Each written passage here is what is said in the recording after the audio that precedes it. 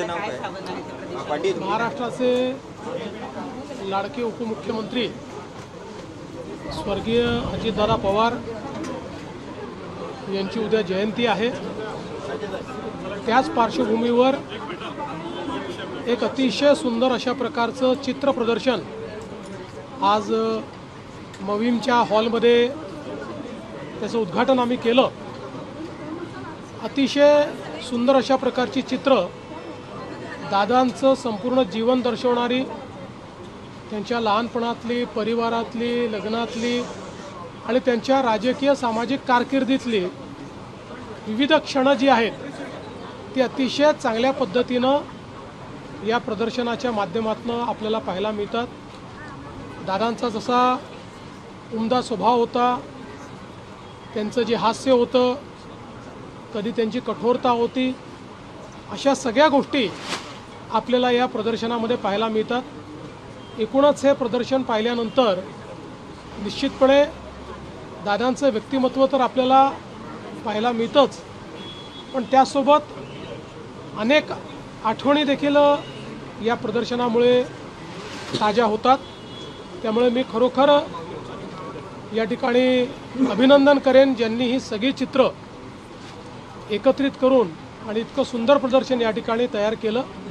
आणि दादांवर प्रेम करणाऱ्या सर्वांनी हे प्रदर्शन आवर्जून बघावं अशा प्रकारचं माझं आव्हान आहे। दादांची उद्या जयंती आहे, उद्या कर्जमाफीची पहिली प्राथमिक यादी देखील येऊ शकते अशी एक माहिती समोर आली, त्या संदर्भात काय सांगता? प्रयत्न आहे की उद्या पहिली यादी जी आहे ती जाहीर व्हावी।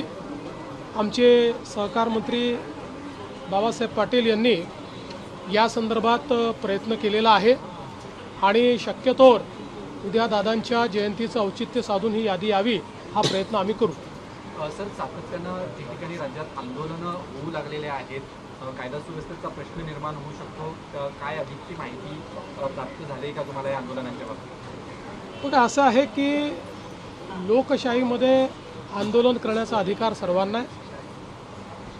केवळ लोकशाहीमध्ये आंदोलन करतानाही संविधानाने दिलेले हक्क आणि त्यासोबत संविधानाने टाकलेली जबाबदारी या दोन्ही गोष्टी लक्षात घेतल्या पाहिजेत। कोणीही परवानगी घेऊन आंदोलन करत असेल, शांतिपूर्ण आंदोलन करत असेल तर अशा आंदोलनाला परवानगी पण दिली जाईल आणि अशी आंदोलनं करण्याचा सगळ्यांना अधिकार आहे। जाणीवपूर्वक राजकीय अशांतता तयार करण्याकरता विनापरवानगी आंदोलनं करणे, हिंसा करणे हे मात्र कुठल्याही परिस्थितीमध्ये योग्य नाही। त्याच्यावर आवश्यक ती कारवाई केली जाईल। काही चुकीच्या प्रवृत्ती यासाठी प्रयत्न करत आहेत, काही चुकीच्या प्रवृत्ती आहेत का यामध्ये? कारण दिल्लीत असेल, मुंबईत देखील अशाच पद्धतीने बघा, एक गोष्ट तर निश्चित आहे की कुठलंही आंदोलन आपण बघितलं, ज्यावेळेस आंदोलन फेसलेस असतं त्यावेळी काही प्रवृत्ती त्या आंदोलनात शिरतच असतात आणि त्या प्रवृत्ती त्या आंदोलनाचा फायदा घेऊन त्या आंदोलनाच्या खांद्यावर बंदूक ठेवून आपलीही स्वार्थ कसे आपल्याला पूर्ण करता येतील असा प्रयत्न करत असतात। आता दिल्लीमध्येही जे आंदोलन झालं, अनेक राजकीय पक्ष त्यामध्ये आपली पोळी कशी भाजता येईल हा प्रयत्न करतायत। अनेक अशा संघटना की ज्या संघटनांचा या विषयाशी घेणं देणं नाही आहे, पण अराजकता कशी तयार करता येईल त्याचाही प्रयत्न करतायत।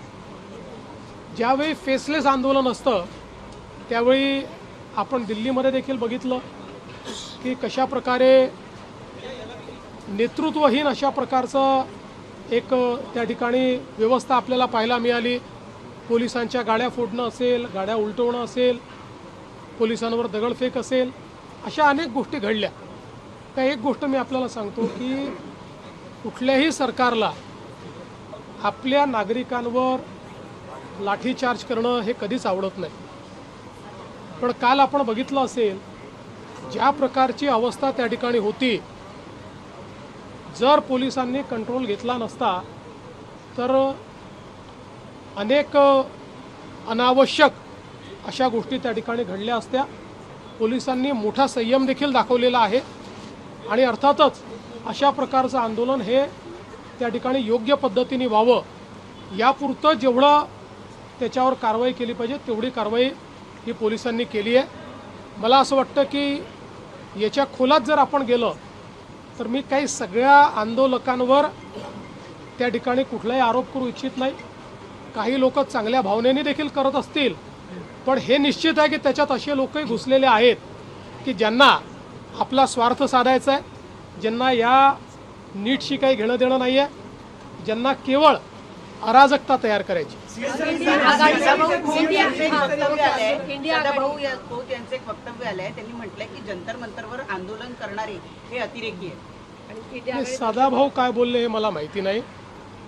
माझं मत असं आहे की मी पुन्हा सांगतो, आंदोलन करणारे काही लोक हे चांगल्या भावनेने करणारे असू शकतात, मला त्यांच्याबद्दल म्हणायचं नाही. पण हेही तेवढंच खरं आहे की त्याच्यामध्ये काही लोक आपला अजेंडा घेऊन शिरलेले आहेत, हे मात्र स्पष्ट दिसत आहे. त्यातल्या अनेक लोकांना नीट काय हे देखील माहिती नाही, परीक्षा कधी झाली हे देखील माहिती नाही.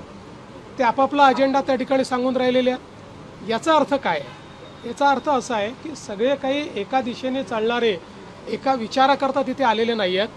हौशे नवशे गौशे देखील आपापला अजेंडा पूर्ण करण्याचा प्रयत्न करत आहेत.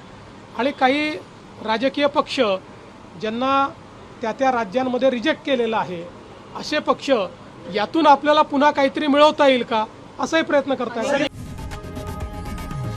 लोकशाही मराठी ऐका, पहा, जागरूक रहा.